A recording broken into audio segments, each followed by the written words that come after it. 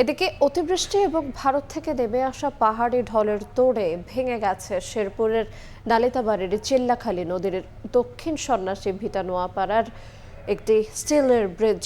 সেখানকার সবশেষ অবস্থা জানাতে ঘটনাস্থলে আছেন রিপোর্টার শহীদুল ইসলাম হীরা। আমরা সরাসরি যাব তার কাছে।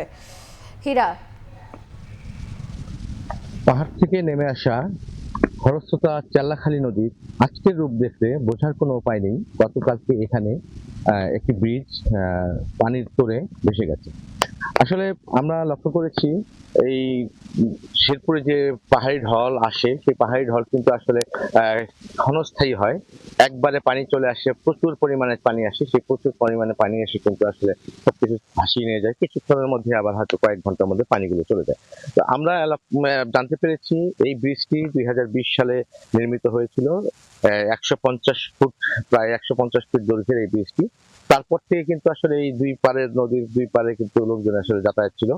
এই দুই পারে কিন্তু আসলে প্রায় ১৫,০০০ মানুষের বসবাস। পূর্ব প্রান্তে রয়েছে আমি, পূর্ব প্রান্তের যে এখানকার মানুষজন রয়েছে তাদের বেশিরভাগ জমি জমা কিন্তু আসলে পশ্চিম প্রান্তে রয়েছে। তারা কিন্তু আসলে এখন এই বৃষ্টি ভেঙে যাওয়ার পর থেকে কিন্তু তারা কিন্তু আসলে ওই পারে যেতে পারছে না, তাদের ক্ষেত খামারে যেতে পারছে না। তারা এই চরম বিপদে পড়েছে। একটা বিষয় আমি আপনাকে জানিয়ে রাখি, আমি প্রশাসনের সাথে কথা বলেছি, প্রশাসন আমাকে জানিয়েছেন গতকালকে সন্ধ্যায় তারা এখানে তাদের লোক পাঠিয়েছিলেন, তারা এটা পরিদর্শন করে গেছেন। পরিদর্শন করে গিয়ে কিন্তু আসলে তারা এইটাকে নির্মাণ, যেহেতু এখন পানি বেশি, তাহলে কিন্তু সেক্ষেত্রে কিন্তু আসলে নির্মাণ করাটা তাদের জন্য ঝুঁকিপূর্ণ হয়ে যায়।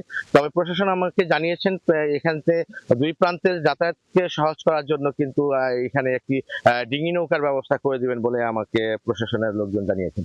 তো আমি আপনাকে একটি বিষয় জানিয়ে রাখি, নদীর পশ্চিম প্রান্তে কিন্তু ৭-৮টি গ্রাম রয়েছে, নদীর পূর্ব প্রান্তে কিন্তু আসলে আরো ২-৩টি গ্রাম রয়েছে। এখানে কিন্তু সব মিলে প্রায় ১৫,০০০ মানুষের বসবাস। এই নদীর ওই দুই প্রান্তের মানুষ কিন্তু আসলে স্কুলে এবং মাদ্রাসা যাতায়াত করে। তো এই শেরপুরে ব্রিজের যে পাহাড়ি তোড়ে যে ব্রিজ ধসে পড়েছে, সেই এ নিয়ে আমার কাছে এই ছিল সর্বশেষ তথ্য। সরাসরি যুক্ত ছিলাম শেরপুর থেকে।